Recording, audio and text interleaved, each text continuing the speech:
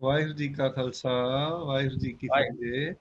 ਕਾਨਪੁਰ ਦੇ ਇਸ zoom meeting ਦੇ ਸਮਰ ਕੈਂਪ ਦੇ ਦੌਰਾਨ ਸ਼ਾਮਲ ਹੋਏ ਸਮੂਹ ਵੀਰ ਭੈਣ ਬੱਚੇ ਬੱਚੀਆਂ ਸਾਰਿਆਂ ਨੂੰ ਵਾਹਿਗੁਰੂ ਜੀ ਕਾ ਖਾਲਸਾ, ਵਾਹਿਗੁਰੂ ਜੀ ਕੀ ਫਤਿਹ। ਮੇਰੀ ਬੜੀ ਖੁਸ਼ਕਿਸਮਤੀ ਹੈ, ਮੈਂ ਅੱਗੇ ਵੀ ਇੱਕ ਦਿਨ ਸ਼ਾਮ ਦੇ ਵੇਲੇ ਇੱਕ ਕੈਂਪ ਦਾ ਸੈਸ਼ਨ ਜਿਹੜਾ ਅਟੈਂਡ ਕੀਤਾ ਸੀ, ਔਰ ਹੁਣ ਅੱਜ ਫੇਰ ਮੇਰੀ ਇਹ ਸੇਵਾ ਲੱਗੀ ਹੈ ਕਿ ਆਨੰਦ ਸਾਹਿਬ ਦੀ ਜੋ ਬਾਣੀ ਹੈ ਉਸ ਦੇ ਨੂੰ ਆਧਾਰ ਬਣਾ ਕੇ ਆਪ ਜੀ ਦੇ ਕੈਂਪਸ ਦੇ ਨਾਲ ਕੁਝ ਵਿਚਾਰ ਸਾਂਝੇ ਕਰਾਂ। ਆਨੰਦ ਸਾਹਿਬ ਦੀ ਬਾਣੀ ਅਸੀਂ ਹਰ ਸਮਾਗਮ ਦੇ ਅੰਤ ਦੇ ਵਿੱਚ ਪੜ੍ਹਦੇ ਹਾਂ, ਰਹਿਰਾਸ ਸਾਹਿਬ ਦੇ ਵਿੱਚ ਪੜ੍ਹਦੇ ਹਾਂ, ਸਵੇਰੇ ਅੰਮ੍ਰਿਤ ਵੇਲੇ ਵੀ ਬਹੁਤ ਸਾਰੇ ਜੋ ਸਿੰਘ ਹਨ ਉਹ 5 ਬਾਣੀਆਂ ਦੇ ਵਿੱਚ ਸ਼ਾਮਲ ਕਰਕੇ ਇਸ ਨੂੰ ਪੜ੍ਹਦੇ ਹਨ। ਅੰਮ੍ਰਿਤ ਦੀ ਬਾਣੀ ਹੈ, ਰਾਮਕਲੀ ਮਹੱਲਾ ਤੀਜਾ, ਆਨੰਦ ਇੱਕ ਓੰਕਾਰ ਸਤਿਗੁਰ ਪ੍ਰਸਾਦ। 917 ਅੰਗ ਤੋਂ 922 ਅੰਗ ਤੱਕ ਇਹ ਬਾਣੀ ਅੰਕਿਤ ਹੈ। ਪਿੱਛੇ ਜੇ ਇੱਕ ਸੱਜਣ ਉਹਨਾਂ ਨਾਲ ਗੱਲ ਚੱਲਦੀ ਪਈ ਸੀ ਕਿ ਜਿਹੜੀ ਆਨੰਦ ਸਾਹਿਬ ਦੀ ਬਾਣੀ ਹੈ ਇਸ ਦੀਆਂ ਕੁੱਲ 40 ਪੌੜੀਆਂ ਹਨ। ਅਸੀਂ ਜੋ ਆਮ ਸੰਗਤ ਵਿੱਚ ਪੜ੍ਹਦੇ ਹਾਂ ਉਹ ਪਹਿਲੀਆਂ 5 ਪੌੜੀਆਂ ਪੜ੍ਹਦੇ ਹਾਂ ਤੇ ਫਿਰ ਅਖੀਰਲੀ ਜਿਹੜੀ ਪੌੜੀ ਹੈ ਉਹ 6ਵੀਂ ਨਹੀਂ ਹੈ, ਉਹ 40ਵੀਂ ਹੈ ਤੇ 40 ਪੌੜੀਆਂ ਹਨ। ਉਹ ਬੜੇ ਹੀ ਵੱਡੀ ਉਮਰ ਦੇ ਸੱਜਣ ਸਨ, ਲੇਕਿਨ ਦੇਖ ਲਓ ਕਿਸੇ ਤਰ੍ਹਾਂ ਇਹ ਗੈਪ ਜੋ ਸਮੇਂ ਦਾ ਹੈ ਉਹ ਪਈ ਜਾਂਦਾ।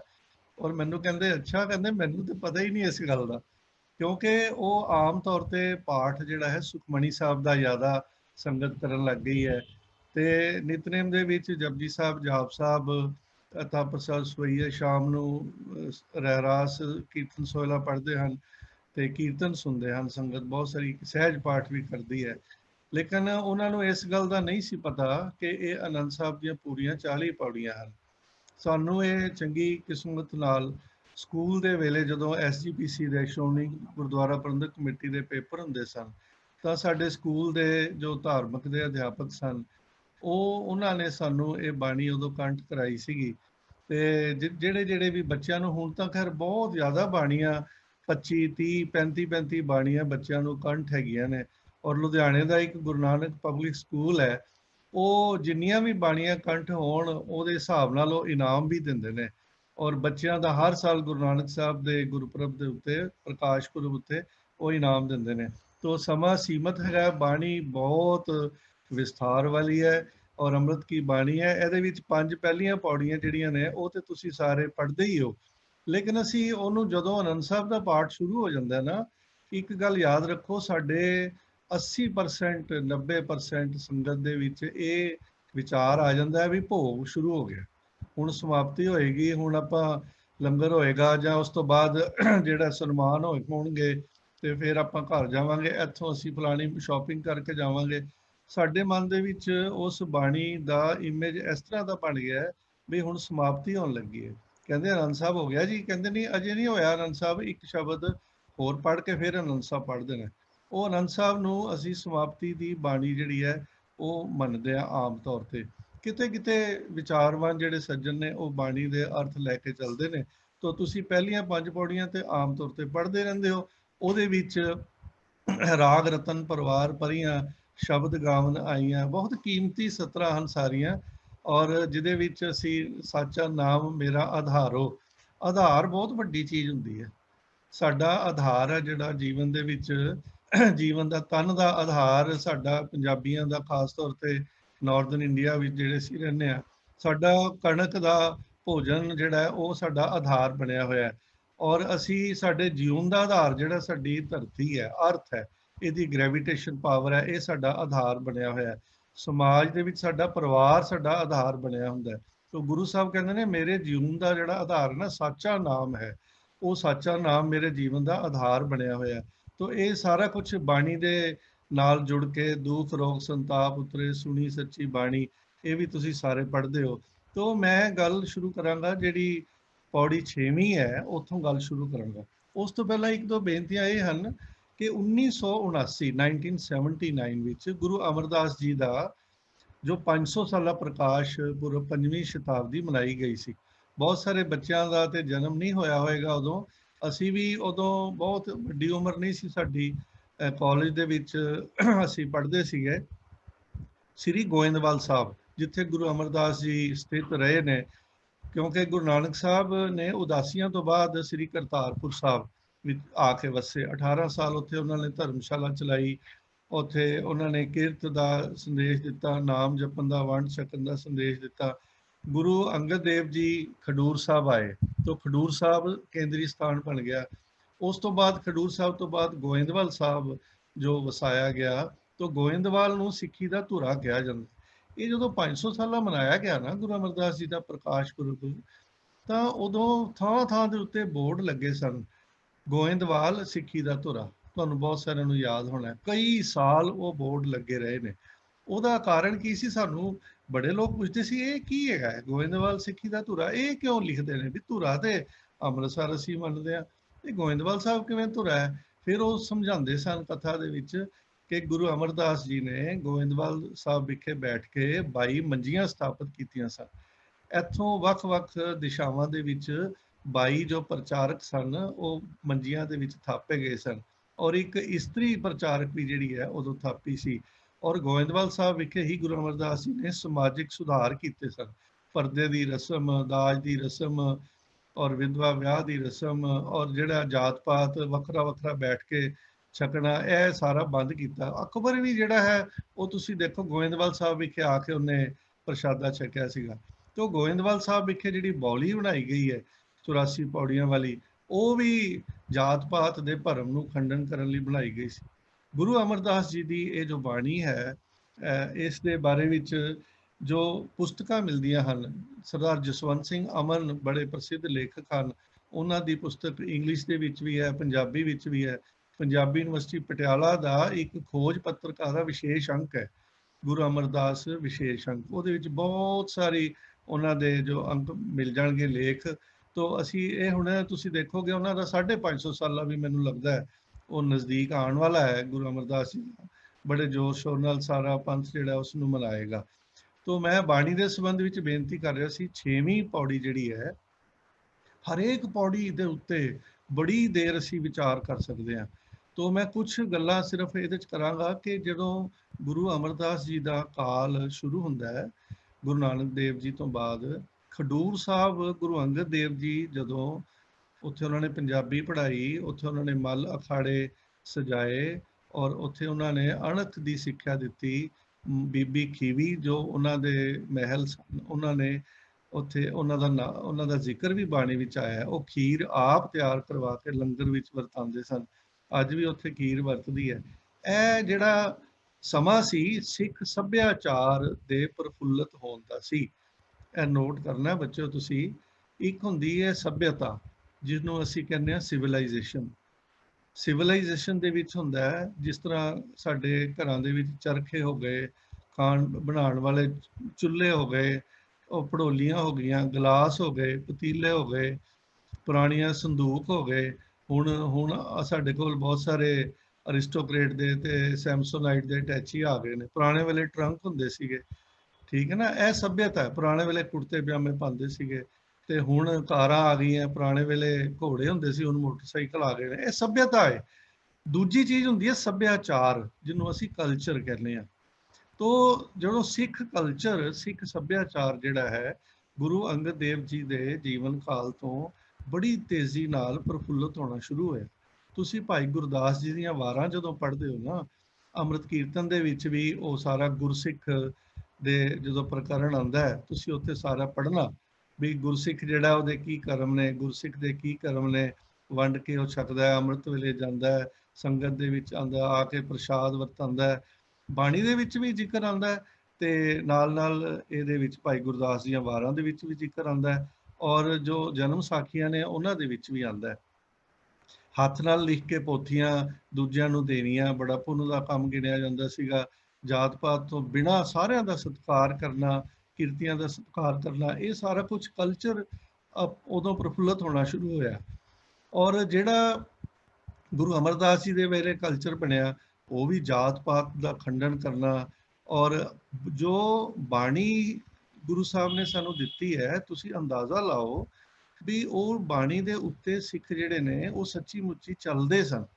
ਔਰ 6ਵੀਂ ਪੌੜੀ ਜਿਹੜੀ ਹੈ ਗੁਰੂ ਸਾਹਿਬ ਨੇ ਸਮਝਾਇਆ। ਇੱਕ ਬੱਚੇ ਤੁਸੀਂ ਜਾਣਦੇ ਹੋਗੇ ਆਰਟ ਆਫ ਲਿਵਿੰਗ ਦੀਆਂ ਕਲਾਸਾਂ ਲੱਗਦੀਆਂ, ਬੜੇ ਨੈਸ਼ਨਲ ਪੱਧਰ ਤੇ, ਲੋਕਲ ਲੈਵਲ ਤੇ ਦੋ ਜਿਹੜੀਆਂ ਨੇ ਕਲਾਸਾਂ ਦੇ ਵਿੱਚ ਲੋਕੀ ਫੀਸਾਂ ਦੇ ਕੇ ਵੀ ਜਾਂਦੇ ਨੇ, ਔਰ ਯੋਗਾ ਆਸਨ ਵੀ ਸਿੱਖਦੇ ਨੇ, ਤਪ ਵੀ ਕਰਦੇ ਨੇ, ਬੜੇ ਬੜੇ ਆਸ਼ਰਮਾਂ 'ਚ ਜਾ ਕੇ ਰਹਿੰਦੇ ਨੇ।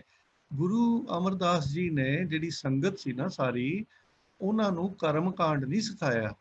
ਉਹਨਾਂ ਨੂੰ ਇਹ ਨਹੀਂ ਕਿਹਾ ਕਿ ਤੁਸੀਂ ਇਸ਼ਨਾਨ ਕਰ ਲਓ ਤੇ ਸਿਰਫ ਪਰਿਕਰਮਾ ਕਰ ਲਓ ਤੇ ਤੁਸੀਂ ਮੱਥਾ ਟੇਕ ਲਓ ਜਾਂ ਕੇਵਲ ਪਾਠ ਕਰ ਲਓ ਤੇ ਤੁਹਾਡੇ ਕਾਰਜ ਸੰਵਰ ਜਾਣਗੇ। ਉਹਨਾਂ ਨੇ ਇੱਕ ਤੁਸੀਂ ਕਨਸੈਪਟ ਸੁਣਦੇ ਹੋ ਪਰਸਨੈਲਿਟੀ ਡਿਵੈਲਪਮੈਂਟ ਦੀ। ਪਰਸਨੈਲਿਟੀ ਡਿਵੈਲਪਮੈਂਟ ਦੀ ਕਨਸੈਪਟ ਜਿਹੜੀ ਹੈ, ਜਾਂ ਅੱਜ ਕੱਲ ਉਸ ਨੂੰ ਅਸੀਂ ਕਹਿੰਦੇ ਆ ਹਿਊਮਨ ਰਿਸੋਰਸ ਡਿਵੈਲਪਮੈਂਟ, HRD ਕਹਿੰਦੇ ਆ। HR ਮੈਨੇਜਰ ਵੀ ਕੰਪਨੀਆਂ ਦੇ ਵਿੱਚ ਅੱਜ ਕੱਲ ਲੱਗੇ ਹੁੰਦੇ ਨੇ ਨਾ। ਤੋ ਹਿਊਮਨ ਰਿਸੋਰਸ ਡਿਵੈਲਪਮੈਂਟ ਦੇ ਕੋਰਸਿਸ ਵੀ ਬਹੁਤ ਸਾਰੇ ਲੋਕ ਕਰਦੇ ਨੇ। ਤੋ ਉਹ ਤੁਸੀਂ ਉਸ ਨੂੰ ਧਿਆਨ ਵਿੱਚ ਰੱਖ ਕੇ ਇਹ ਜਿਹੜੀਆਂ 40 ਪੌੜੀਆਂ ਨੇ ਆਨੰਦ ਸਾਹਿਬ ਦੀਆਂ, ਇਹਦਾ ਜੇ ਤੁਸੀਂ ਪਾਠ ਕਰਦੇ ਹੋ ਤਾਂ ਪਾਠ ਜ਼ਰੂਰ ਕਰਦੇ ਜਾਓ, ਲੇਕਿਨ ਸਿਰਫ ਪਾਠ ਨਾ ਕਰੋ। ਤੁਸੀਂ ਏਦਾਂ ਕਰੋ, ਇੱਕ ਅੱਜ ਕੱਲ ਛੁੱਟੀਆਂ ਹੈਗੀਆਂ, ਇੱਕ ਦਿਨ ਛੱਡ ਕੇ ਜਾਂ ਹਫਤੇ ਦੇ ਵਿੱਚ 2 ਦਿਨ ਇੱਕ ਇੱਕ ਪੌੜੀ ਜਿਹੜੀ ਹੈ ਉਹਦੇ ਉੱਤੇ ਟਾਈਮ ਲਗਾਓ।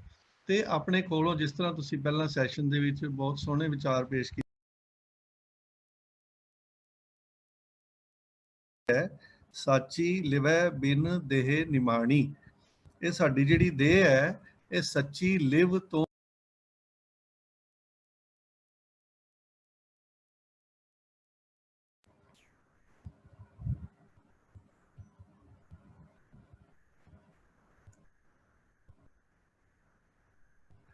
ਔਰ ਉਹਦੇ ਵਿੱਚ ਨੈਟ ਨਾ ਚੱਲਦਾ ਹੋਵੇ। ਔਰ ਅਸੀਂ ਦੇਖਦੇ ਹਾਂ ਉਹ ਮੋਬਾਈਲ ਜਿਹੜਾ ਹੈ, ਜਿੰਨਾ ਵੀ ਮਹਿੰਗਾ ਹੋਵੇ, ਲੱਖ ਰੁਪਏ ਦਾ ਹੋਵੇ, ਉਹਦਾ ਕੋਈ ਲਾਭ ਨਹੀਂ ਹੈ। ਉਸ ਮੋਬਾਈਲ ਦਾ ਤਾਂ ਹੀ ਲਾਭ ਹੈ ਜੇ ਉਹਦੇ ਵਿੱਚ ਸਿਮ ਹੋਵੇ ਤੇ ਨੈਟ ਹੋਵੇ ਤੇ ਉਹਦੇ ਵਿੱਚ ਬਾਕੀ ਐਪਸ ਉਹਦੇ ਵਿੱਚ ਇੰਸਟਾਲ ਕੀਤੀਆਂ ਹੋਣ, ਤੇ ਉਹ ਫਿਰ ਤਾਂ ਅਸੀਂ ਉਹਦਾ ਲਾਭ ਉਠਾ ਸਕਦੇ ਹਾਂ। ਉਹਦੇ ਨਾਲ ਸਾਡਾ ਲਿੰਕ ਬਣ ਸਕਦਾ ਹੈ। ਇਹ ਜਿਹੜਾ ਸਰੀਰ ਹੈ, ਹਾਰਡ ਮਾਸ ਨਾੜੀ ਕੋ ਪਿੰਜਰ, ਇਹ ਸੱਚੀ ਲਿਵ ਤੋਂ ਬਿਨਾ ਇਹ ਸਰੀਰ ਹੈ ਜਿਹੜਾ, ਇਹ ਨਿਮਾਣਾ ਹੈ। ਇਹਦਾ ਮਾਨ ਨਹੀਂ, ਕੋਈ ਇਹਦਾ ਲਾਭ ਨਹੀਂ ਹੈ। ਇਹ ਜਿਹੜਾ ਅਕਾਲ ਪੁਰਖ ਹਨ, ਉਹ ਤੁਧ ਬਾਜ ਸਮਰੱਥ ਕੋਏ ਨਹੀਂ, ਕਿਰਪਾ ਕਰ ਬਨਵਾਰੀ ਆ। ਇਹ ਸ਼ਬਦ ਵੀ ਅਸੀਂ ਸੁਣਦੇ ਆ ਕਿ ਅਕਾਲ ਪੁਰਖ ਜੀ ਤੁਸੀਂ ਸਮਰੱਥ ਹੋ, ਤੁਹਾਡੇ ਬਿਨਾ ਇਹਨੂੰ ਕੋਈ ਹੋਰ ਸੰਵਾਰ ਨਹੀਂ ਸਕਦਾ। ਇਸ ਨੂੰ ਹੋਰ ਥਾਉ ਨਹੀਂ, ਸ਼ਬਦ ਲਾਗ ਸਵਾਰੀਆ। ਇਹ ਜਿਹੜਾ ਸਰੀਰ ਹੈ, ਇਹਦੇ ਵਿੱਚ ਜੋ ਮਨ ਹੈ, ਜੋ ਬੁੱਧੀ ਹੈ, ਜੋ ਸੁਰਤੀ ਹੈ, ਉਹ ਸ਼ਬਦ ਤੋਂ ਬਿਨਾ ਉਹ ਸੰਵਰ ਨਹੀਂ ਸਕਦੀ। ਇਸ ਦਾ ਮਤਲਬ ਇਹ ਹੋਇਆ, ਬੱਚੋ ਦੇਖੋ, ਜਿਸ ਤਰ੍ਹਾਂ ਬੱਚਾ ਜਨਮ ਲੈਂਦਾ ਹੈ 2 ਸਾਲ ਦਾ, ਅਸੀਂ ਉਹਨੂੰ 2.5 ਸਾਲ ਦੇ ਨੂੰ ਪਲੇਵੇ ਸਕੂਲ 'ਚ ਪਾ ਦਿੰਦੇ ਆ। ਉਸ ਤੋਂ ਬਾਅਦ ਉਹ ਅਗਲੀਆਂ 4 ਸਾਲ ਉਹ ਛੋਟੀਆਂ ਕਲਾਸਾਂ ਵਿੱਚ ਰਹਿੰਦਾ ਹੈ, ਲੋਅਰ KG, ਫਿਰ ਅਪਰ KG, ਫਿਰ ਪਹਿਲੀ ਵਿੱਚ ਜਾਂਦਾ ਹੈ, ਫਿਰ ਕਿੰਨੇ ਸਾਲ ਸਕੂਲਿੰਗ ਕਰਦਾ ਹੈ, ਫਿਰ ਕਾਲਜ ਦੇ ਵਿੱਚ ਜਾਂਦਾ ਹੈ। ਇਹ ਸਾਰਾ ਕੁਝ ਜਿਹੜਾ ਹੈ, ਇਹ ਸਕੂਲਾਂ ਕਾਲਜਾਂ ਵਿੱਚ ਜਾ ਕੇ, ਉਹ ਯੂਨੀਵਰਸਿਟੀ ਵਿੱਚ ਜਾ ਕੇ ਕੀ ਕਰਦਾ ਹੈ? ਸਿਰਫ ਕਿਤਾਬਾਂ ਪੜ੍ਹਦਾ ਹੈ, ਪ੍ਰੈਕਟੀਕਲ ਕਰਦਾ ਹੈ, ਤੇ ਉਹਦੀ ਬੁੱਧੀ ਨੂੰ ਘੜਿਆ ਜਾਂਦਾ ਹੈ। ਕਾਹਦੇ ਨਾਲ ਘੜਿਆ ਜਾਂਦਾ ਹੈ? ਉਹਦੇ ਕੋਈ ਆਪਰੇਸ਼ਨ ਨਹੀਂ ਕੀਤੇ ਜਾਂਦੇ, ਉਹਦਾ ਸਿਰਫ ਉਹਨੂੰ ਕਿਤਾਬਾਂ ਪੜ੍ਹਾਈਆਂ ਜਾਂਦੀਆਂ ਨੇ, ਉਹਨੂੰ ਸਿਲੇਬਸ ਕਰਵਾਇਆ ਜਾਂਦਾ, ਸ਼ਬਦ ਦੇ ਨਾਲ ਉਹਦੀ ਘਾੜਤ ਘੜੀ ਜਾਂਦੀ ਹੈ। ਔਰ ਜਿਸ ਤਰ੍ਹਾਂ ਜਪਜੀ ਸਾਹਿਬ ਵਿੱਚ ਅਸੀਂ ਪੜ੍ਹਦੇ ਹਾਂ ਨਾ, ਘੜੀਆ ਸ਼ਬਦ ਸੱਚੀ ਟਕਸਾਲ, ਉਹ ਜਿਹੜਾ ਸ਼ਬਦ ਹੈ ਨਾ, ਉਹ ਸੰਵਾਰਨ ਵਾਸਤੇ ਹੈ। ਜਿਸ ਤਰ੍ਹਾਂ ਇੱਕ ਇੰਜੀਨੀਅਰ ਬਣ ਜਾਂਦਾ ਹੈ, ਜਿਸ ਤਰ੍ਹਾਂ ਇੱਕ ਡਾਕਟਰ ਬਣ ਜਾਂਦਾ ਹੈ, ਜਿਸ ਤਰ੍ਹਾਂ ਇੱਕ ਆਰਕੀਟੈਕਟ ਬਣ ਜਾਂਦਾ ਹੈ, ਉਹ ਸ਼ਬਦ ਦੇ ਨਾਲ ਹੀ ਬਣਦੇ ਨੇ। ਐਸੇ ਕਰਕੇ ਗੁਰੂ ਸਾਹਿਬ ਨੇ ਸਾਨੂੰ ਦੱਸਿਆ ਕਿ ਜਿਹੜੀ ਮਨੁੱਖ ਦੀ ਦੇਹ ਹੈ ਨਾ, ਉਹਦੀ ਜਿਹੜੀ ਮੱਤ ਹੈ, ਉਹਦੇ ਵਿੱਚ ਰਤਨ ਜਵਾਹਰ ਮਾਨਕ ਨੇ, ਉਹ ਸ਼ਬਦ ਦੇ ਨਾਲ ਹੀ ਪ੍ਰਗਟ ਹੋਣੇ ਨੇ। ਤੁਸੀਂ ਆਪਣੇ ਜੀਵਨ ਦਾ ਇਹ ਪੱਕਾ ਇੱਕ ਵਿਸ਼ਵਾਸ, ਇੱਕ ਨਿਸ਼ਚਾ ਬਣਾ ਲੈਣਾ ਹੈ ਕਿ ਗੁਰੂ ਅਮਰਦਾਸ ਜੀ, ਗੁਰੂ ਨਾਨਕ ਦੇਵ ਜੀ ਦੀ ਜਿਹੜੀ ਪਰੰਪਰਾ ਸਾਡੇ ਸਿੱਖੀ ਦੀ ਹੈ, ਉਹਦੇ ਅਨੁਸਾਰ ਉਹ ਕਹਿ ਰਹੇ ਨੇ, ਇਸ ਨੂੰ ਹੋਰ ਥਾਉ ਨਹੀਂ, ਸ਼ਬਦ ਲਾਗ ਸਵਾਰੀਆ। ਸਿਰਫ ਸ਼ਬਦ ਦੇ ਨਾਲ ਲੱਗ ਕੇ ਹੀ ਇਸ ਨੂੰ ਸਵਾਰਿਆ ਜਾ ਸਕਦਾ ਹੈ। ਕਹੇ ਨਾਨਕ ਲਿਵੇ ਬਾਝੋਂ, ਕਿਆ ਕਰੇ ਵਿਚਾਰੀਆ। ਇਸ ਤੋਂ ਅਗਲੀ ਪੌੜੀ ਜਿਹੜੀ ਹੈ, ਉਹ ਆਨੰਦ ਦੇ ਬਾਰੇ ਹੈ। ਉਹ ਕਹਿੰਦੇ ਨੇ ਆਨੰਦ ਜਿਹੜਾ ਹੈ, ਉਹ ਗੁਰੂ ਤੋਂ ਹੀ ਸਾਨੂੰ ਪ੍ਰਾਪਤ ਹੋ ਸਕਦਾ ਹੈ, ਹੋਰ ਕੋਈ ਵੀ ਰਸਤਾ ਨਹੀਂ ਹੈ। ਗੁਰੂ ਤੋਂ ਕਿਉਂ ਪ੍ਰਾਪਤ ਹੋ ਸਕਦਾ ਹੈ? ਕਿਉਂਕਿ ਗੁਰੂ ਜਿਹੜਾ ਗਿਆਨ ਦਾ, ਆਨੰਦ ਦਾ, ਖੁਸ਼ੀ ਦਾ ਉਹ ਭੰਡਾਰ ਹੈ। ਔਰ ਕਹਿੰਦੇ ਨੇ ਕਿ ਬਾਬਾ ਜਿਸ ਤੂੰ ਦੇ ਸੋਈ ਜਨ ਪਾਵੈ। ਅਗਲੀ ਪੌੜੀ ਦੇ ਵਿੱਚ ਫਿਰ ਇਹ ਸਮਝਾਇਆ ਗਿਆ ਕਿ ਜਿਸ ਨੂੰ ਅਕਾਲ ਪੁਰਖ ਕਿਰਪਾ ਕਰਦਾ ਹੈ, ਉਸ ਨੂੰ ਹੀ ਕੁਝ ਪ੍ਰਾਪਤ ਜੀਵਨ ਦੇ ਵਿੱਚ ਹੋ ਸਕਦਾ ਹੈ, ਔਰ ਦੂਸਰਾ ਕੋਈ ਜ਼ੋਰ ਲਾ ਕੇ ਅਸੀਂ ਪ੍ਰਾਪਤ ਨਹੀਂ ਕਰ ਸਕਦੇ। ਇੱਕ ਅਗਲੀ ਜਿਹੜੀ ਪੌੜੀ ਆ, ਆਵੋ ਸੰਤ ਪਿਆਰਿਓ ਅਕਥ ਕੀ ਕਰੈ ਕਹਾਣੀ। ਬੱਚੋ, ਅਕਥ ਜਿਹੜਾ ਹੈ ਉਹ ਕੀ ਹੈ? ਕਥ ਉਹ ਹੈ ਜੋ ਸਾਇੰਸ ਜਾਣਦੀ ਹੈ, ਜੋ ਗਿਆਨ ਜਾਣਦਾ ਹੈ, ਜੋ ਅਸੀਂ ਵਿਖਿਆਨ ਕਰ ਸਕਦੇ ਹਾਂ। ਅਕਥ ਉਹ ਹੈ ਜੋ ਅਗਮ ਅਗੋਚਰ ਅਲਖ ਅਪਾਰਾ, ਜੋ ਸਾਡੇ ਗਿਆਨ ਇੰਦਰੀਆਂ ਦੀ ਪਹੁੰਚ ਤੋਂ ਦੂਰ ਹੈ। ਇਸੇ ਕਰਕੇ ਟੈਲੀਸਕੋਪ ਅਸੀਂ ਦੇਖਦੇ ਹਾਂ, ਨਾਸਾ ਨੇ ਜਿਹੜੀ ਹਬਲ ਸਕੋਪ ਬਣਾਈ ਹੋਈ ਹੈ ਉਹ ਹੈ, ਜਾਂ ਉੱਪਰ ਪੁਲਾੜ ਦੇ ਵਿੱਚ ਜਾ ਕੇ ਅਸੀਂ ਦੂਰਬੀਨਾਂ ਲਗਾਈਆਂ ਨੇ, ਉਹ ਇਸੇ ਕਰਕੇ ਨੇ ਕਿ ਸਾਨੂੰ ਅਕਥ ਦੀ ਗੱਲ ਜਿਹੜੀ ਹੈ ਉਹ ਸਮਝ ਆ ਸਕੇ। ਲੇਕਿਨ ਗੁਰੂ ਅਮਰਦਾਸ ਜੀ ਕਹਿੰਦੇ ਨੇ ਕਿ ਉਹ ਅਕਥ ਦੀ ਗੱਲ ਜਿਹੜੀ ਹੈ ਉਹ ਤਾਂ ਸਮਝ ਆ ਸਕਦੀ ਹੈ ਜੇ ਅਸੀਂ ਤਨ ਮਨ ਧਨ ਸਭ ਸੌਂਪ ਗੁਰ ਕੋ, ਜੇ ਅਸੀਂ ਆਪਣਾ ਤਨ ਮਨ ਧਨ ਜਿਹੜਾ ਗੁਰੂ ਦੇ ਅੱਗੇ ਸੌਂਪ ਕੇ ਤੇ ਉਹਦਾ ਹੁਕਮ ਜਿਹੜਾ ਮੰਨੀਏ ਤੇ ਬਾਣੀ ਨੂੰ ਜਿਹੜਾ ਹੈ ਉਹ ਗਾਵੀਏ। ਬਾਣੀ ਨੂੰ ਗਾਉਣ ਦੀ ਪੁਕਾਰ ਕਾਲ ਜਿਹੜੀ ਹੈ ਉਹ ਗੁਰੂ ਅਮਰਦਾਸ ਜੀ ਨੇ ਸਾਨੂੰ ਦਿੱਤੀ ਹੈ। ਔਰ ਮਨ ਦੀ ਚੰਚਲਤਾਈ ਨੂੰ ਤਿਆਗਣ ਦੀ ਗੱਲ ਅਗਲੀ ਪੌੜੀ ਦੇ ਵਿੱਚ ਕੀਤੀ ਗਈ ਹੈ। ਔਰ ਸਭ ਤੋਂ ਵੱਡੀ ਗੱਲ ਬੱਚੋ ਇੱਕ ਯਾਦ ਰੱਖਣੀ ਹੈ ਕਿ ਅਸੀਂ ਸਮਾਜ ਦੇ ਵਿੱਚ, ਘਰਾਂ ਦੇ ਵਿੱਚ, ਦਫ਼ਤਰਾਂ ਵਿੱਚ, ਸਕੂਲਾਂ ਕਾਲਜਾਂ ਵਿੱਚ, ਬੜੀਆਂ ਪੋਲੀਟੀਕਲ ਪਾਰਟੀਆਂ ਦੇ ਵਿੱਚ, ਧਾਰਮਿਕ ਸੰਸਥਾਵਾਂ ਵਿੱਚ ਝਗੜਾ ਦੇਖਦੇ ਹਾਂ। ਗੁਰੂ ਅਮਰਦਾਸ ਜੀ ਦੇ ਬਹੁਤ ਸਾਰੇ ਸ਼ਬਦ ਐਸੇ ਨੇ ਜਿੱਥੇ ਉਹਨਾਂ ਨੇ ਸਾਨੂੰ ਇੰਟਰੋਵਰਟ ਹੋਣ ਲਈ ਕਿਹਾ। ਉਹਨਾਂ ਨੇ ਸਾਨੂੰ ਆਪਣੇ ਮਨ ਨਾਲ ਝਗੜਾ ਕਰਨ ਦੀ ਪ੍ਰੇਰਨਾ ਕੀਤੀ ਹੈ ਕਿ ਜੇ ਅਸੀਂ ਮਨ ਨਾਲ ਝਗੜਾ ਕਰਾਂਗੇ ਨਾ, ਗੁਰੂ ਗੋਬਿੰਦ ਸਿੰਘ ਜੀ ਵੀ ਇਸੇ ਤਰ੍ਹਾਂ ਪ੍ਰੇਰਨਾ ਕਰਦੇ ਨੇ ਆਪਣੇ ਸਵਈਆਂ ਦੇ ਵਿੱਚ ਕਿ ਮਨ ਦੇ ਨਾਲ ਝਗੜਾ ਕਰੀਏ, ਅਸੀਂ ਸੈਲਫ ਰੀਅਲਾਈਜੇਸ਼ਨ ਕਰੀਏ, ਔਰ ਮਨ ਨਾਲ ਝਗੜਾ ਕਰਕੇ ਹੀ ਅਸੀਂ ਅੱਗੇ ਵੱਧ ਸਕਦੇ ਹਾਂ। ਔਰ ਗੁਰੂ ਅਮਰਦਾਸ ਜੀ ਮਨ ਨੂੰ ਬਹੁਤ ਜ਼ਿਆਦਾ ਸਮਝਾਉਂਦੇ ਨੇ, ਮਨ ਨੂੰ ਬਹੁਤ ਜ਼ਿਆਦਾ ਪ੍ਰੇਰਦੇ ਨੇ। ਇਸ ਤੋਂ ਬਾਅਦ ਗੁਰੂ ਤੇਗ ਬਹਾਦਰ ਸਾਹਿਬ ਦੀ ਬਾਣੀ ਜਿਹੜੀ ਹੈ ਉਹਦੇ ਵਿੱਚ ਫਿਰ ਮਨ ਦੇ ਨਾਲ ਬਹੁਤ ਜ਼ਿਆਦਾ ਸਾਂਝ ਪਾਈ ਗਈ ਹੈ। ਇਹ ਮਨ ਪਿਆਰਿਆ ਕਿਹਾ ਗਿਆ, ਇਹ ਮਨ ਚੰਚਲਾ ਕਿਹਾ ਗਿਆ। ਜਿਸ ਤਰ੍ਹਾਂ ਲਾਡਲੇ ਬੱਚੇ ਨੂੰ ਮਾਂ ਸਮਝਾਉਂਦੀ ਹੈ ਨਾ, ਕਦੀ ਲਾਡਲਾ ਕਹਿ ਕੇ, ਕਦੀ ਗੁੱਸੇ ਹੋ ਕੇ, ਕਦੀ ਕੁਝ ਕਹਿ ਕੇ, ਔਰ ਵਾਰ-ਵਾਰ ਇਸ ਤੋਂ ਬਾਅਦ ਜੋ ਸਮਾਂ ਮੈਨੂੰ ਲੱਗਦਾ ਥੋੜਾ ਰਹਿ ਗਿਆ ਤੇ ਫਟਾਫਟ, ਕਿਉਂਕਿ ਪੌੜੀਆਂ ਬਹੁਤ ਨੇ, ਮੈਂ ਸਾਰੀਆਂ ਪੌੜੀਆਂ ਦੀ ਗੱਲ ਨਹੀਂ ਕਰਾਂਗਾ, ਮੇਨ ਗੱਲਾਂ ਅਸੀਂ ਕਰਦੇ ਅੱਗੇ ਚੱਲਾਂਗੇ। ਅਕਾਲ ਪੁਰਖ ਦੀ ਜੋ ਬੇਅੰਤਤਾ ਹੈ ਉਸ ਦੇ ਬਾਰੇ ਬਹੁਤ ਵਧੀਆ 2 ਪੌੜੀਆਂ ਦੀ ਗੱਲ ਕਰਾਂਗਾ। ਅਗਮ ਅਗੋਚਰਾ ਤੇਰਾ ਅੰਤ ਨਾ ਪਾਇਆ, 12ਵੀਂ ਪੌੜੀ ਹੈ। ਅੰਤੋਂ ਨਾ ਪਾਇਆ ਕਿ ਨਾ ਤੇਰਾ ਆਪਣਾ ਆਪ ਤੂੰ ਜਾਣ ਹੈ। ਇਸੇ ਤਰ੍ਹਾਂ ਇੱਕ ਪੌੜੀ ਜੋ ਸ਼ਾਇਦ 30ਵੀਂ ਪੌੜੀ ਹੈ, ਉਹਦੇ ਵਿੱਚ ਆਉਂਦਾ ਹੈ ਕਿ ਹਰ ਆਪ ਅਮੁਲਕ ਹੈ, ਮੁੱਲ ਨਾ ਪਾਇਆ ਜਾਏ। ਮੁੱਲ ਨਾ ਪਾਇਆ ਜਾਏ ਕਿਸੇ ਵਿਟੋਂ ਰਹੇ ਲੋਕ ਵਿਲ ਲਾਏ। ਜਦੋਂ ਅਸੀਂ ਪਾਠ ਕਰਦੇ ਹਾਂ ਤੇ ਉਹਦੇ ਵਿੱਚ ਅਸੀਂ ਸਿਮਰਨ ਦੀ ਜੋ ਸਥਿਤੀ ਹੈ ਉਹਦੇ ਵਿੱਚ ਪਹੁੰਚ ਜਾਂਦੇ ਹਾਂ, ਤਾਂ ਅਕਾਲ ਪੁਰਖ ਦੇ ਨਾਲ, ਜਿਸ ਤਰ੍ਹਾਂ ਹੁਣ ਮੈਂ ਤੁਹਾਡੇ ਨਾਲ ਗੱਲ ਕਰ ਰਿਹਾ ਤੇ ਜੇ ਮੈਂ ਆਪਣੇ ਘਰਦਿਆਂ ਨਾਲ ਇੱਧਰ ਉੱਧਰ ਗੱਲ ਕਰਨ ਲੱਗ ਜਾਵਾਂ ਤਾਂ ਤੁਸੀਂ ਕਹੋਗੇ ਵੀ ਇਹ ਕਿੱਧਰ ਗੱਲਾਂ ਕਰਨ ਲੱਗ ਗਿਆ ਬਲਵਿੰਦਰਪਾਲ। ਇਸੇ ਤਰ੍ਹਾਂ ਜਦੋਂ ਅਸੀਂ ਪਾਠ ਕਰਦੇ ਹਾਂ ਤਾਂ ਅਸੀਂ ਪੜ੍ਹ ਰਹੇ ਹਾਂ ਅਗਮ ਅਗੋਚਰਾ ਤੇਰਾ ਅੰਤ ਨਾ ਪਾਇਆ। ਤੇ ਜਿਸ ਤਰ੍ਹਾਂ ਹਰ ਆਪ ਅਮੁਲਕ ਹੈ, ਮੁੱਲ ਨਾ ਪਾਇਆ ਜਾਏ, ਮੁੱਲ ਨਾ ਪਾਇਆ ਜਾਏ ਕਿਸੇ ਵਿਟੋਂ ਰਹੇ ਲੋਕ ਵਿਲ ਲਾਏ। ਐਸਾ ਸਤਿਗੁਰ ਜੇ ਮਿਲੈ ਤਿਸ ਨੂੰ ਸਿਰ ਸੌਂਪੀ ਹੈ। ਇਹ ਜੋ ਪੌੜੀਆਂ ਹਨ, ਇਹਦੇ ਵਿੱਚ ਅਕਾਲ ਪੁਰਖ ਦੀ ਬੇਅੰਤਤਾ ਔਰ ਉਸ ਦੀ ਅਪਾਰ ਜੋ ਉਸ ਦੀ ਹਸਤੀ ਹੈ, ਉਸ ਨੂੰ, ਉਸ ਦਾ ਅਨੁਭਵ ਸਾਨੂੰ ਕਰਨ ਦੀ ਪ੍ਰੇਰਨਾ ਜਿਹੜੀ ਹੈ ਉਹ ਕੀਤੀ ਗਈ ਹੈ। ਅੰਮ੍ਰਿਤ ਦੀ ਗੱਲ ਜਿਹੜੀ ਜਪਜੀ ਦੀ 38ਵੀਂ ਪੌੜੀ ਵਿੱਚ ਗੁਰੂ ਨਾਨਕ ਸਾਹਿਬ ਨੇ ਕੀਤੀ ਹੈ, ਉਹੀ ਅੰਮ੍ਰਿਤ ਜੋ ਹੈ ਉਹ ਗੁਰੂ ਅਮਰਦਾਸ ਜੀ ਨੇ ਆਪਣੀ ਇਸ 13ਵੀਂ ਪੌੜੀ ਦੇ ਵਿੱਚ ਉਸ ਦਾ ਜ਼ਿਕਰ ਕੀਤਾ ਹੈ। ਸੁਰ ਨਰ ਮੁੰਜਨ ਅੰਮ੍ਰਿਤ ਖੋਜਦੇ ਸੋ ਅੰਮ੍ਰਿਤ ਗੁਰ ਤੇ ਪਾਇਆ। ਇਹ ਗੁਰੂ ਦੇ ਕੋਲੋਂ ਅੰਮ੍ਰਿਤ ਕਿਵੇਂ ਪ੍ਰਾਪਤ ਹੁੰਦਾ ਹੈ? ਇਹ ਅੰਮ੍ਰਿਤ ਜਿਹੜਾ ਹੈ, ਇਹ ਜੋ ਖੰਡੇ ਬਾਟੇ ਦਾ ਅੰਮ੍ਰਿਤ ਹੈ, ਇਹ ਉਹੀ ਹੈ ਜਾਂ ਇਹ ਨਾਮ ਅੰਮ੍ਰਿਤ ਕੀ ਚੀਜ਼ ਹੈ? ਇਹ ਸੰਗਤ ਦੇ ਵਿੱਚ ਜਦੋਂ ਅਸੀਂ ਜਾਂਦੇ ਹਾਂ ਤਾਂ ਸੰਗਤ ਵਿੱਚ ਜਾ ਕੇ ਡਾਕਟਰ ਤਾਰਨ ਸਿੰਘ ਜੀ ਆਪਣੀ ਪੁਸਤਕ ਨੇਮ ਤੇ ਪ੍ਰੇਮ ਦੇ ਵਿੱਚ ਲਿਖਦੇ ਨੇ ਕਿ ਜਦੋਂ ਸਿੱਖ ਅੰਮ੍ਰਿਤ ਛਕਦਾ ਹੈ ਤਾਂ ਉਹ ਇਸ ਗੱਲ ਦੇ ਲਈ ਤਿਆਰ ਹੋ ਜਾਂਦਾ ਹੈ ਕਿ ਰੋਜ਼ ਜਦੋਂ ਉਹ 5 ਬਾਣੀਆਂ ਦਾ ਪਾਠ ਕਰਦਾ ਹੈ ਤਾਂ ਉਹ ਰੋਜ਼ ਅੰਮ੍ਰਿਤ ਛਕਦਾ ਹੈ। ਬਾਣੀ ਪੜਨ ਵਾਲਾ ਸਿੱਖ ਰੋਜ਼ ਅੰਮ੍ਰਿਤ ਛਕਦਾ ਹੈ। ਉਸ ਦੇ ਕੰਠ ਦੇ ਵਿੱਚ ਅੰਮ੍ਰਿਤ ਦੇ ਘੁੱਟ ਰੋਜ਼ ਪੈਂਦੇ ਹਨ, ਉਹ ਬਾਣੀ ਦੇ ਨਾਲ ਜੁੜਦਾ ਹੈ। ਇਸ ਕਰਕੇ ਅੰਮ੍ਰਿਤ ਦਾ ਜੋ ਸਰੋਤ ਹੈ, ਜੋ ਮੁੱਖ ਸੋਮਾ ਹੈ, ਉਹ ਬਾਣੀ ਹੈ। ਔਰ ਬਾਣੀ ਸਾਨੂੰ ਗੁਰੂ ਨਾਨਕ ਸਾਹਿਬ ਦੇ ਵੇਲੇ ਤੋਂ ਮਿਲਦੀ ਹੈ।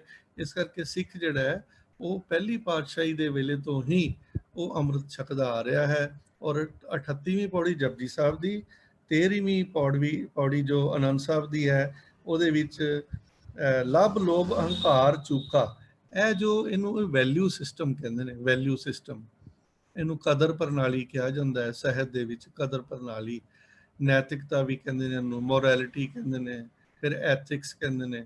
ਜਿਹੜੇ ਤੁਸੀਂ ਬੱਚੇ ਪੜ੍ਹ ਲਿਖ ਜਾਓਗੇ, ਤੁਹਾਨੂੰ ਹਰ ਖਿੱਤੇ ਦੇ ਵਿੱਚ ਤੁਹਾਨੂੰ ਉਹਨੂੰ ਕਿਹਾ ਜਾਏਗਾ ਪ੍ਰੋਫੈਸ਼ਨਲ ਐਥਿਕਸ। ਜੋ ਡਾਕਟਰ ਨੇ ਉਹਨਾਂ ਦਾ ਆਪਣਾ ਪ੍ਰੋਫੈਸ਼ਨਲ ਐਥਿਕਸ ਹੋਏਗਾ, ਜੋ ਐਂਟਰਪ੍ਰੈਨਿਓਰ ਨੇ ਉਹਨਾਂ ਦਾ ਆਪਣਾ ਪ੍ਰੋਫੈਸ਼ਨਲ ਐਥਿਕਸ ਹੋਏਗਾ, ਜੋ ਟੀਚਰਸ ਨੇ ਉਹਨਾਂ ਦਾ ਆਪਣਾ ਪ੍ਰੋਫੈਸ਼ਨਲ ਐਥਿਕਸ ਹੋਏਗਾ।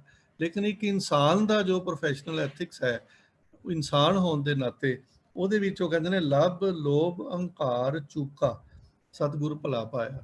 ਇਹ ਜੋ ਚਾਰ ਚੀਜ਼ਾਂ ਨੇ ਇਹ ਖਤਮ ਹੋ ਜਾਂਦੀਆਂ ਨੇ, ਇਹ ਸਾਨੂੰ ਵੱਡੀ ਪ੍ਰਾਪਤੀ ਹੁੰਦੀ ਹੈ।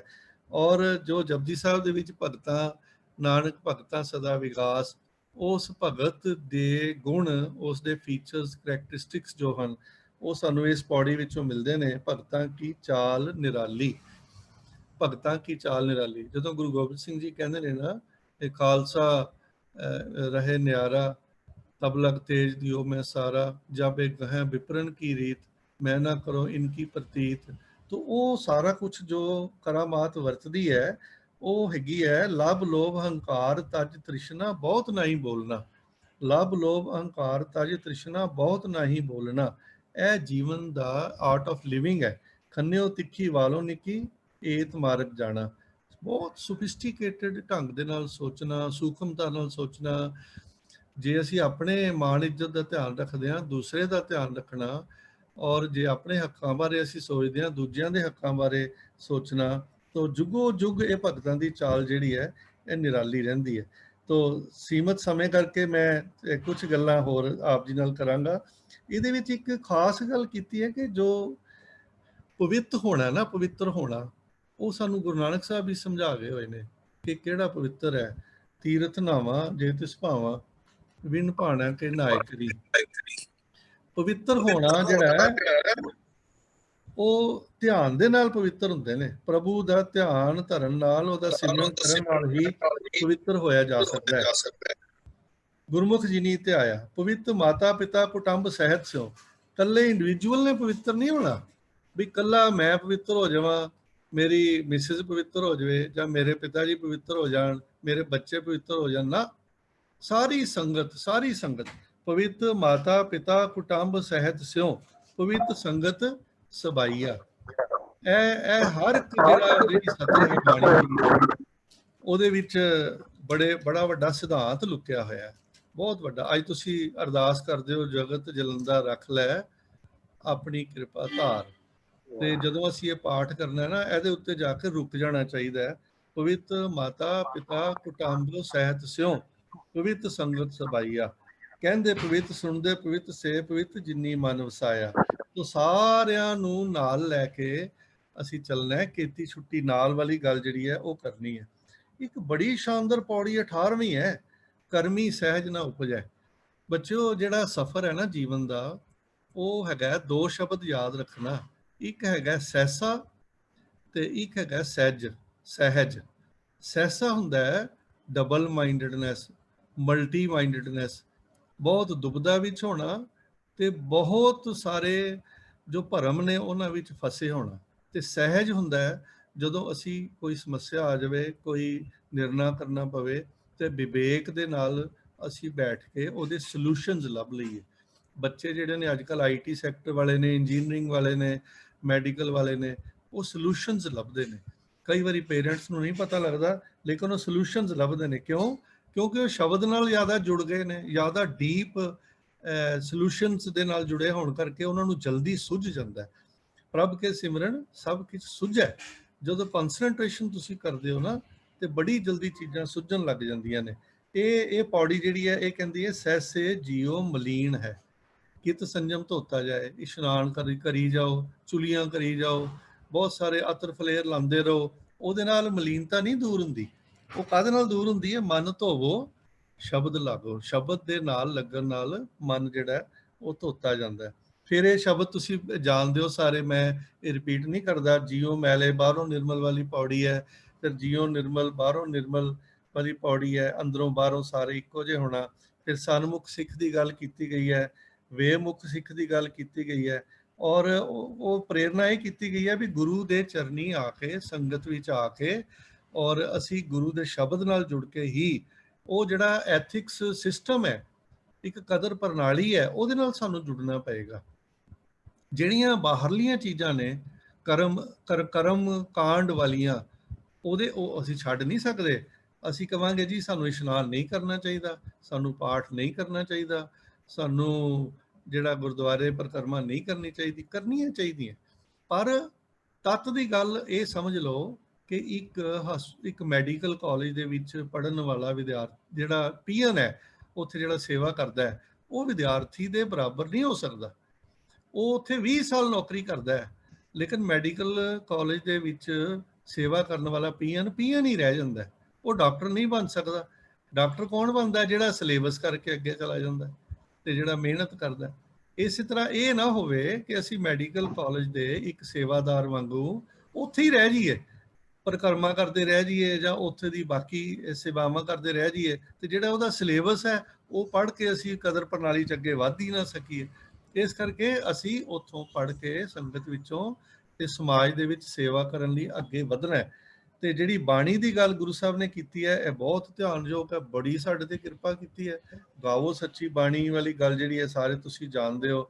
ਔਰ ਇੱਕ ਗੱਲ ਹੋਰ ਹੈ ਬੱਚੋ, ਜਿਹੜੀ ਗੁਰ ਕਾ ਸ਼ਬਦ ਰਤਨ ਹੈ, ਹੀਰੇ ਜਿੱਤ ਜੜਾਓ। ਗੁਰੂ ਕਾ ਸ਼ਬਦ ਜਿਹੜਾ ਨਾ ਇਹ ਰਤਨ ਹੈ, ਤੇ ਹਿਰਦਾ ਰੂਪ ਜਿਹੜਾ ਹੀਰਾ ਹੈ, ਉਹਦੇ ਵਿੱਚ ਅਸੀਂ ਇਹਦੀ ਜੜਾਵਤ ਕਰਨੀ ਹੈ।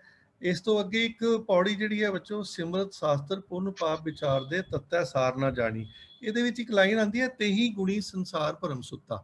ਜਿਹੜੀ ਨੋਟ ਕਰਨ ਵਾਲੀ ਗੱਲ ਇਹੀ ਹੈ, 3 ਗੁਣ ਹੁੰਦੇ ਨੇ। 3 ਗੁਣ ਜਿਹੜੇ ਨੇ, ਰਜੋਗੁਣ, ਸਤੋਗੁਣ, ਤਮੋਗੁਣ। ਇਹ ਭੋਜਨ ਵੀ 3 ਪ੍ਰਕਾਰ ਦੇ ਵੱਖਰੇ ਵੱਖਰੇ ਦੱਸੇ ਜਾਂਦੇ ਨੇ। ਇਹ 3 ਗੁਣ ਜਿਹੜੇ ਨੇ ਨਾ, ਰਜੋਗੁਣ ਹੁੰਦਾ ਜਿਹੜੇ ਅਪਰ ਮਿਡਲ ਕਲਾਸ ਅਮੀਰ ਲੋਕ ਜਿਹੜੇ ਨੇ, ਉਹਨਾਂ ਦੇ ਸ਼ੌਕ ਨੇ, ਜਿੰਨੇ ਫਿਊਡਲ ਟੇਸਟ ਜਿਹਨੂੰ ਕਹਿੰਦੇ ਨੇ। ਰਜੋਗੁਣ ਬਹੁਤ ਮਹਿੰਗੇ ਪਦਾਰਥ ਖਾਣੇ, ਜਿਹੜਾ ਆਸਾ ਦੀ ਵਾਰ 'ਚ ਜਿਵੇਂ ਆਇਆ, ਤੁਰੇ ਪਲਾਣੇ ਪਾਉਣ ਵੇਗ, ਹਰ ਰੰਗੀ ਹਰਮ ਸਵਾਰਿਆ, ਉਹ ਰਜੋਗੁਣ ਹੈ। ਤਮੋ ਗੁਣ ਹੁੰਦਾ ਹਰ ਵੇਲੇ ਮਤਲਬ ਤਪੇ ਰਹਿਣਾ, ਹਰ ਵੇਲੇ ਗੁੱਸੇ 'ਚ ਰਹਿਣਾ, ਔਰ ਹਰ ਇੱਕ ਦੇ ਗਲ ਪੈ ਜਾਣਾ, ਔਰ ਬਹੁਤ ਤਿੱਖਾ ਤੇਜ਼ ਸੁਭਾਅ ਹੋਣਾ, ਨਿੰਦਾ ਕਰਨੀ, ਨਫ਼ਰਤ ਕਰਨੀ, ਇਹ ਤਮੋ ਗੁਣ ਦੇ ਵਿੱਚ ਆ ਜਾਂਦਾ। ਤੇ ਸਤੋ ਗੁਣ ਹੁੰਦਾ ਹਰ ਵੇਲੇ ਚੁਲੀਆਂ ਕਰਦੇ ਰਹਿਣਾ, ਆਪਣੇ ਆਪ ਨੂੰ ਪਵਿੱਤਰ ਸਮਝਣਾ, ਦੂਸਰਿਆਂ ਨੂੰ ਛੋਟਾ ਸਮਝਣਾ, ਕੋਈ ਨੀਵੀਂ ਜਾਤ ਵਾਲਾ ਹੈ ਜਾਂ ਥੋੜਾ ਜਿਹਾ ਕੋਈ ਗਰੀਬ ਹੈ ਉਹਨੂੰ ਮਾੜਾ ਸਮਝਣਾ। ਸਤੋ ਗੁਣ ਆਪਣੇ ਆਪ ਨੂੰ ਸਿਰਫ ਸੱਚਾ ਸੁੱਚਾ ਮੰਨਣਾ। ਇਹ ਤਿੰਨੇ ਗੁਣ ਜਿਹੜੇ ਨੇ, ਇਹਨਾਂ ਦੇ ਵਿੱਚੋਂ ਅਸੀਂ ਆਮ ਤੌਰ ਤੇ ਨਹੀਂ ਨਿਕਲਦੇ। ਇਹ ਗੁਰੂ ਸਾਹਿਬ ਕਹਿੰਦੇ ਨੇ, ਤੇਹੀ ਗੁਣੀ ਸੰਸਾਰ ਭਰਮ ਸੁੱਤਾ, ਸੁੱਤਿਆ ਰਹਿਣ ਵਿਹਾਣੀ। ਸਾਰਾ ਜੀਵਨ ਸਾਡਾ ਲੰਘ ਜਾਂਦਾ ਹੈ। ਇਸੇ ਕਰਕੇ ਕਿਹਾ ਗਿਆ ਕਿ ਚੌਥੇ ਪਦ ਦੇ ਵਿੱਚ ਸਾਨੂੰ ਪਹੁੰਚਣਾ ਚਾਹੀਦਾ। ਚੌਥਾ ਪਦ ਜਿਹੜਾ, ਗੁਰੂ ਕਿਰਪਾ ਤੇ ਸੇ ਜਨ ਜਾਗੇ, ਜਿਨ੍ਹਾਂ ਹਰ ਮਨ ਵਸਿਆ ਬੋਲੇ ਅੰਮ੍ਰਿਤ ਬਾਣੀ। ਜਦੋਂ ਤੁਹਾਨੂੰ ਇੰਜ ਲੱਗੇ ਵੀ ਚੁਲੀਆਂ ਕਰਕੇ, ਇਸ਼ਨਾਨ ਕਰਕੇ, ਦਾਨ ਕਰਕੇ ਵੀ ਅਸੀਂ ਪਵਿੱਤਰ ਹੋ ਗਏ ਆ, ਉਸ ਨੂੰ ਰੱਦ ਕਰ ਦਿਓ, ਕੈਂਸਲ ਕਰ ਦਿਓ। ਜੇ ਤੁਹਾਨੂੰ ਲੱਗੇ ਬਈ ਮੈਂ ਬਹੁਤ ਜ਼ਿਆਦਾ ਕਿਸੇ ਨਾਲ ਨਫ਼ਰਤ ਕਰਕੇ, ਜਾਂ ਮੈਂ ਅੰਮ੍ਰਿਤ ਛਕਿਆ ਤੇ ਗੈਰ ਅੰਮ੍ਰਿਤੀਆਂ ਨਾਲ ਮੈਂ ਨਫ਼ਰਤ ਕਰ ਰਿਹਾ, ਜਾਂ ਮੈਂ ਕਿਸੇ ਗਰੀਬ ਨੂੰ ਕਹਿ ਰਿਹਾ ਚੱਲ ਚੱਲ ਚੱਲ ਚੱਲ, ਤਿਰਸਕਾਰ ਰਿਹਾ, ਤੇ ਮੈਂ ਉਹਦੇ ਨਾਲ ਚੰਗਾ ਬਣ ਗਿਆ ਨਾ। ਜੇ ਤੁਹਾਨੂੰ ਲੱਗਦਾ ਵੀ ਵੱਡੀ ਕਾਰ ਦੇ ਵਿੱਚ ਤੁਸੀਂ ਬਹਿ ਕੇ, ਵੱਡੀ ਕੋਠੀ ਵਿੱਚ ਰਹਿ ਕੇ, ਜਾਂ ਤੁਹਾਡੀ ਤਨਖਾਹ ਜ਼ਿਆਦਾ ਹੈ, ਤੁਸੀਂ ਜ਼ਿਆਦਾ ਤਰੱਕੀ ਕਰ ਰਹੇ ਹੋ ਨਾ, ਉਹਨੂੰ ਇੱਕਦਮ ਰੱਦ ਕਰ ਦਿਓ।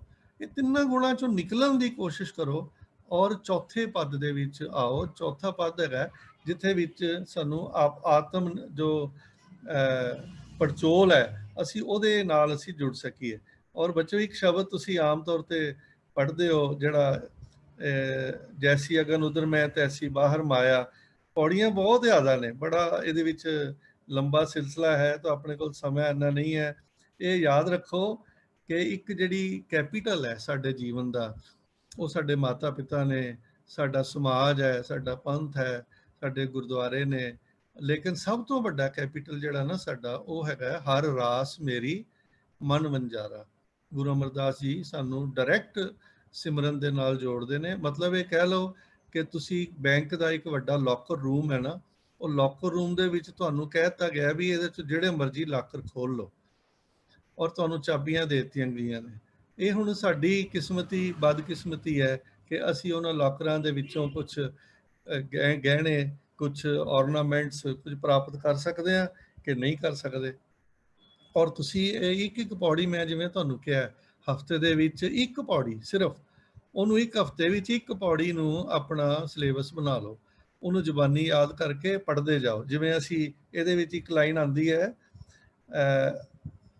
ਹਰ ਹਰ ਨਿਤ ਜਪਿਓ ਜੀਓ, ਲਾਹਾ ਖਟਿਓ ਦਿਹਾੜੀ। ਇਹ ਮੇਰਾ ਖਿਆਲ ਪ੍ਰਭਾਤ ਫੇਰੀ ਵਿੱਚ ਵੀ ਇਸ ਤਰ੍ਹਾਂ ਪੜ੍ਹਦੇ ਨੇ ਬਹੁਤ ਸਾਰੇ ਸੱਜਣ, ਨਗਰ ਕੀਰਤਨ 'ਚ ਵੀ ਪੜ੍ਹਦੇ ਨੇ, ਹਰ ਹਰ ਨਿਤ ਜਪਿਓ ਜੀਓ, ਲਾਹਾ ਖਟਿਓ ਦਿਹਾੜੀ। ਜਦੋਂ ਅਖੰਡ ਕੀਰਤਨੀ ਜੱਥੇ ਵਾਲੇ ਪੜ੍ਹਦੇ ਨੇ ਨਾ, ਵਾਹਿਗੁਰੂ ਵਾਹਿਗੁਰੂ ਵਾਹਿਗੁਰੂ ਵਾਹਿਗੁਰੂ ਵਾਹਿਗੁਰੂ ਵਾਹਿਗੁਰੂ, ਉਹ ਹਰ ਹਰ ਹਰ ਹਰ ਸੁਣਦਾ ਹੈ। ਗੁਰੂ ਅਮਰਦਾਸ ਜੀ ਦੀ ਬਹੁਤ ਸਾਰੀ ਬਾਣੀ ਹੈ ਜਿਹਦੇ ਵਿੱਚ ਵਾਹੋ ਵਾਹੋ ਕਰਤਿਆਂ ਰਹਿਣ ਸੁਖ ਵਿਹਾਏ, ਵਾਹੋ ਵਾਹੋ ਕਰੈ ਸੇ ਜਨ ਸੋਹਣੇ, ਇਹ ਸ਼ਬਦ ਆਉਂਦੇ ਨੇ। ਤੋ ਗੁਰੂ ਅਮਰਦਾਸ ਜੀ ਦੇ ਵੇਲੇ ਹੀ ਇੰਜ ਲੱਗਦਾ ਹੈ ਬਈ ਸਿੰਘ ਜਿਹੜੇ ਨੇ, ਸਿੱਖ ਨੇ, ਉਹ ਸੰਗਤ ਦੇ ਵਿੱਚ ਸਿਮਰਨ ਕਰਨਾ ਉਹਨਾਂ ਨੇ ਸ਼ੁਰੂ ਕਰ ਦਿੱਤਾ ਸੀ ਬਹੁਤ ਜ਼ੋਰ ਸ਼ੋਰ ਨਾਲ, ਔਰ ਉਹਨਾਂ ਨੂੰ ਸਾਰੀ ਚੀਜ਼ ਉਦੋਂ ਬੜੀ ਕਲੀਅਰ ਸੀ। ਹਰ ਹਰ ਨਿਤ ਜਪਿਓ ਜੀਓ, ਲਾਹਾ ਖਟਿਓ ਦਿਹਾੜੀ। ਦਿਹਾੜੀ ਲਾਹਾ ਦਾ ਮਤਲਬ ਇਹ ਹੁੰਦਾ ਸਾਡਾ ਪਰ ਡੇ ਕਿੰਨਾ ਪੈਂਦਾ ਹੈ, ਪਰ ਡੇ ਸਾਨੂੰ ਕਿੰਨਾ ਲਾਭ ਮਿਲਦਾ ਹੈ। ਗਿਣਤੀ ਨਹੀਂ ਕਰਨੀ ਵੀ ਮੈਂ ਜੀ 10,000 ਵਾਰੀ ਵਾਹਿਗੁਰੂ ਕਹਿਤਾ ਜਾਂ 20,000 ਵਾਰੀ ਵਾਹਿਗੁਰੂ ਕਹਿਤਾ। ਇੱਕ ਘੜੀ ਮਿਲਦੀ ਹੈ ਨਾ, ਘੜੀ ਤੇ ਲਿਖਿਆ ਹੁੰਦਾ ਹੈ ਵੀ ਕਿੰਨੇ ਕਦਮ ਮੈਂ ਚੱਲ ਗਿਆ। ਹੋ ਸਕਦਾ ਕੱਲ ਨੂੰ ਕੋਈ ਕੰਪਨੀ ਐਪ ਬਣਾ ਦੇਵੇ ਵੀ ਵਾਹਿਗੁਰੂ ਵਾਹਿਗੁਰੂ ਮੈਂ ਇੰਨੀ ਵਾਰੀ ਕੀਤਾ, ਮੇਰਾ 1.5 ਲੱਖ ਵਾਰੀ ਵਾਹਿਗੁਰੂ ਹੋ ਗਿਆ, 2 ਲੱਖ ਵਾਰੀ ਹੋ ਗਿਆ। ਉਹ ਕਹਿੰਦੇ ਤਾਂ ਬਸ ਤੁਸੀਂ ਖਿੱਚੀ ਚੱਲੋ ਕੰਮ, ਵਾਹਿਗੁਰੂ ਵਾਹਿਗੁਰੂ ਕਰਦਿਆਂ ਕਰਦਿਆਂ ਇਹ ਬੈਕਗ੍ਰਾਉਂਡ 'ਚ ਚਲ ਜੇ, ਔਰ ਮੁੜ ਕੇ ਫਿਰ ਆਪਣੇ ਆਪ ਵਾਹਿਗੁਰੂ ਇੰਜ ਲੱਗੇ ਵੀ ਤੁਹਾਨੂੰ ਕੋਈ ਸੁਣਾ ਰਿਹਾ, ਵਾਹਿਗੁਰੂ ਕੋਈ ਅੰਦਰ ਬੈਠਾ ਤੁਹਾਨੂੰ ਵਾਹਿਗੁਰੂ ਵਾਹਿਗੁਰੂ ਸੁਣਾ ਰਿਹਾ। ਔਰ ਇਹ ਜਿਹੜਾ ਅਗਲਾ ਜਿਹੜਾ ਤੀਸਰਾ ਹਿੱਸਾ ਪੌੜੀਆਂ ਦਾ ਆਉਂਦਾ ਹੈ, ਉਹਦੇ ਵਿੱਚ ਬੱਚੋ ਸਾਰਾ, ਜਿਸ ਤਰ੍ਹਾਂ ਪਹਿਲਾਂ ਮਨ ਦੀ ਗੱਲ ਕੀਤੀ ਗਈ ਹੈ, ਇਸੇ ਤਰ੍ਹਾਂ ਸਰੀਰ ਦੇ ਬਾਕੀ ਅੰਗ ਜਿਹੜੇ ਨੇ, ਉਹ ਸਰੀਰ ਦੀ ਗੱਲ 2 ਪੌੜੀਆਂ ਵਿੱਚ ਹੈਗੀ ਹੈ। ਬਹੁਤ ਪਿਆਰੀਆਂ 2 ਪੌੜੀਆਂ ਨੇ। ਬੜਾ ਸੋਹਣਾ ਸ਼ਬਦ ਸਿੰਧੀ ਗਾਇਨ ਕਰਦੇ ਹੁੰਦੇ ਨੇ, ਸੁਣਿਆ ਹੋਣਾ ਤੁਸੀਂ ਸਾਰਿਆਂ ਨੇ, ਇਹ ਸਰੀਰਾ ਮੇਰਾ ਇਸ ਜਗ ਮੇ ਆਏ ਕੇ, ਤੋ ਇਹ ਸਰੀਰਾ ਮੇਰਾ ਹਰ ਤੁਮ ਮੈਂ ਜੋਤ ਰੱਖੀ। ਫਿਰ ਉਸ ਤੋਂ ਬਾਅਦ ਇਹ ਰਸਨਾ ਤੁਮਾਨ ਰਸ ਰਾਚ ਰਹੀ। ਫਿਰ ਉਸ ਤੋਂ ਬਾਅਦ ਇਹ ਨੇਤਰੋ ਮੇਰਿਓ, ਅੱਖਾਂ ਦੀ ਗੱਲ ਕੀਤੀ ਗਈ ਹੈ। ਇਹ ਡਿਸਿਪਲਨ ਹੈ, ਸਾਡੇ ਸਰੀਰ ਦੇ ਅੰਗਾਂ ਦਾ ਡਿਸਿਪਲਨ ਹੈ। ਆਈ ਡਿਸਿਪਲਨ ਹੈ, ਈਅਰ ਡਿਸਿਪਲਨ ਹੈ। ਕੰਨਾਂ ਦੀ ਗੱਲ ਕੀਤੀ ਗਈ ਹੈ, ਸਰਵਣੋ ਮੇਰਿਓ। ਗੱਲ ਸੁਣੋ, ਆਪਣੇ ਕੰਨਾਂ ਨਾਲ ਅਸੀਂ ਕਦੀ ਗੱਲ ਕਰਦੇ ਹਾਂ? ਅਸੀਂ ਪਾਠ ਕਰਨ ਲੱਗਿਆ ਫਟਾਫਟ ਕਰ ਜਾਂਦੇ ਹਾਂ। ਰਸਨਾ ਦੇ ਨਾਲ ਗੱਲ ਅਸੀਂ ਕਦੀ ਨਹੀਂ ਕਰਦੇ ਵੀ ਰਸਨਾ ਜਿਹੜੀ ਹੈ ਉਹ ਤੂੰ ਤਿਲ ਤਿਲ ਕਰ ਕੱਟੀ ਜਾਏਗੀ। ਇੱਕ ਧਾਰਨਾ ਪੜ੍ਹਦੇ ਹੁੰਦੇ ਸੀ ਪਹਿਲਾਂ, ਜੇ ਤੂੰ ਨਾਮ ਨਾ ਜਪੇਂਗੀ ਜੀਭਾ ਮੇਰੀ ਹੈ ਤਿਲੋ ਤਿਲ ਕੱਟੀ ਜਾਏਗੀ। ਤੋ ਉਹਦੇ ਵਿੱਚ ਸ਼ਬਦ ਇਹ ਰਸਨਾ ਤੂੰ ਅਨਰਸ ਰਾਚ ਰਹੀ। ਫਿਰ ਮਨ ਚਾਓ ਪਿਆ। ਜਿਹੜਾ ਸਿੱਖ ਹੈ, ਜੇ ਉਹਦੇ ਮਨ ਦੇ ਵਿੱਚ ਚਾਓ ਪੈਦਾ ਨਹੀਂ ਨਾ ਹੁੰਦਾ, ਉਹ ਜਪਜੀ ਸਾਹਿਬ ਵਿੱਚ ਵੀ ਪੜ੍ਹ ਕੇ ਆਇਆ, ਸਤ ਸੁਹਾਨ ਸਦਾ ਮਨ ਚਾਓ। ਔਰ ਇਹ ਜਦੋਂ ਆਨੰਦ ਸਾਹਿਬ ਦਾ ਪਾਠ ਹੁੰਦਾ, ਮਨ ਚਾਓ ਭਇਆ ਪ੍ਰਭ ਆਗਮ ਸੁਣਿਆ। ਸਿੱਖ ਦੇ ਹਿਰਦੇ ਵਿੱਚ ਪ੍ਰਭੂ ਦਾ ਆਗਮ ਹੋਣਾ ਚਾਹੀਦਾ ਹੈ। ਔਰ ਉਹ ਇਹ ਬਾਣੀ ਜਿਹੜੀ ਹੈ ਚਾਓ ਦੇ ਨਾਲ ਪੜ੍ਹੇ, ਉਹਦੇ ਹਿਰਦੇ ਅੰਦਰ ਇੰਜ ਲੱਗੇ ਜਿਵੇਂ ਮੰਗਲ ਗਾਏ ਜਾ ਰਹੇ ਨੇ। ਔਰ ਉਹ ਅਖੀਰ ਦੇ ਵਿੱਚ ਜਿਹੜਾ ਉਹਨੂੰ ਇਸ ਗੱਲ ਦੀ ਰਿਅਲਾਈਜੇਸ਼ਨ ਹੋ ਜਾਂਦੀ ਹੈ ਕਿ ਇਹ ਜਿਹੜਾ ਸਰੀਰ ਹੈ ਨਾ, ਹਰ ਜੀਓ ਗੁਫਾ ਅੰਦਰ ਰੱਖ ਕੇ ਵਾਜਾ ਪਾਉਣ ਵਜਾਇਆ। ਇਹ ਗੁਫਾ ਬਣਾ ਦਿੱਤੀ ਜੋ 5 ਧਾਤ ਦੀ ਹੈ, ਇਹਦੇ ਅੰਦਰ ਜੋ ਵਾਜਾ ਵਜਾਇਆ ਅਕਾਲ ਪੁਰਖ ਨੇ, ਤਾਂ ਉਹਦੇ ਵਿੱਚ 9 ਦੁਆਰੇ ਪ੍ਰਗਟ ਕਰਤੇ, 10ਵਾਂ ਗੁਪਤ ਰੱਖ ਦਿੱਤਾ। ਤੇ ਗੁਰਦੁਆਰੇ ਲਾਏ ਭਾਵਨੇ ਇੱਕ ਨਾ 10ਵਾਂ ਦੁਆਰ ਦਿਖਾਇਆ। ਇਹ 10ਵਾਂ ਦੁਆਰ ਜਿਹੜਾ ਇਹ ਕੀ ਚੀਜ਼ ਹੈ? ਚੌਥਾ ਪਦ ਹੈ ਔਰ 10ਵਾਂ ਦੁਆਰ ਹੈ ਜਦੋਂ ਤੁਹਾਨੂੰ ਇੰਟਲੈਕਟ, ਸਪਿਰਚੁਅਲ ਡਿਵਾਈਨ ਇੰਟਲੈਕਟ ਤੁਹਾਡੇ ਅੰਦਰ ਜਦੋਂ ਜਾਗ ਪਵੇ, ਉਹ 10ਵਾਂ ਦੁਆਰ ਹੈ। ਸਪਿਰਚੁਅਲ ਡਿਵਾਈਨ ਇੰਟਲੈਕਟ ਜਦੋਂ ਸਾਡੇ 'ਚ ਆ ਜਾਵੇ, ਸਪਿਰਚੁਅਲ ਡਿਵਾਈਨ ਵਿਜ਼ਡਮ ਜਦੋਂ ਸਾਡੇ ਅੰਦਰ ਆ ਜਾਵੇ, ਤਾਂ ਉਹ 10ਵਾਂ ਦੁਆਰ ਸਮਝੋ ਖੁੱਲ ਜਾਂਦਾ ਹੈ। ਔਰ ਫਿਰ ਸੋਹਿਲਾ, ਜਿਹੜਾ ਸੱਚੇ ਘਰ ਵਿੱਚ ਸੋਹਿਲਾ ਗਾਇਆ ਜਾਂਦਾ ਹੈ, ਖੁਸ਼ੀਆਂ ਦੇ ਗੀਤ ਗਾਏ ਜਾਂਦੇ ਨੇ। ਔਰ ਅਖੀਰ ਦੇ ਵਿੱਚ ਫਿਰ ਅਸੀਂ ਪੜ੍ਹਦੇ ਹਾਂ, ਇਹ ਸਾਰੀਆਂ ਜਦੋਂ 39 ਪੌੜੀਆਂ ਪੂਰੀਆਂ ਹੋ ਜਾਂਦੀਆਂ ਨੇ, ਸਾਡਾ ਸਿੱਖ ਐਥਿਕਸ ਪੂਰਾ ਹੋ ਜਾਂਦਾ ਹੈ, ਸਾਡਾ ਪ੍ਰੋਫੈਸ਼ਨਲ ਐਥਿਕਸ ਪੂਰਾ ਹੋ ਜਾਂਦਾ ਹੈ। ਫਿਰ ਅਸੀਂ ਪੜ੍ਹ ਸਕਦੇ ਹਾਂ ਕਿ ਆਨੰਦ ਸੁਨੋ ਵਡ ਭਾਗੀ ਹੋ, ਸਗਲ ਮਨੋਰਥ ਪੂਰੇ। ਪਾਰ ਬ੍ਰਹਮ ਪ੍ਰਭ ਪਾਇਆ, ਉਤਰੇ ਸਗਲ ਵਿਸੂਰੇ, ਦੁਖ ਰੋਗ ਸੰਤਾਪ ਉਤਰੇ, ਸੁਣੀ ਸੱਚੀ ਬਾਣੀ। ਸੰਤ ਸਾਜਨ ਭਏ ਸਰਸੇ, ਪੂਰੇ ਗੁਰ ਤੇ ਜਾਣੀ। ਸੁਣਤੇ ਪੁਨੀਤ ਕਹਤੇ ਪਵਿੱਤ, ਸਤਿਗੁਰ ਰਹਿਆ ਭਰਪੂਰੇ। ਬਿਨਵੰਤ ਨਾਨਕ ਗੁਰ ਚਰਨ ਲਾਗੇ, ਵਾਜੇ ਅਣਹਦ ਤੂਰੇ। ਭੁੱਲ ਚੁੱਕ ਦੀ ਖਿਮਾ ਕਰਨੀ ਜੀ। ਕੋਈ ਮੈਂ ਫੇਰ ਕਦੀ ਸਮਾਂ ਮਿਲਿਆ ਫੇਰ ਬੱਚਿਆਂ ਨਾਲ ਗੱਲਬਾਤ ਕਰਾਂਗੇ। ਇੰਨੇ ਸ਼ਬਦ ਪ੍ਰਵਾਨ ਕਰਨੇ ਜੀ। ਵਾਹਿਗੁਰੂ ਜੀ ਕਾ ਕਾ ਖਾਲਸਾ, ਖਾਲਸਾ ਵਾਹਿਗੁਰੂ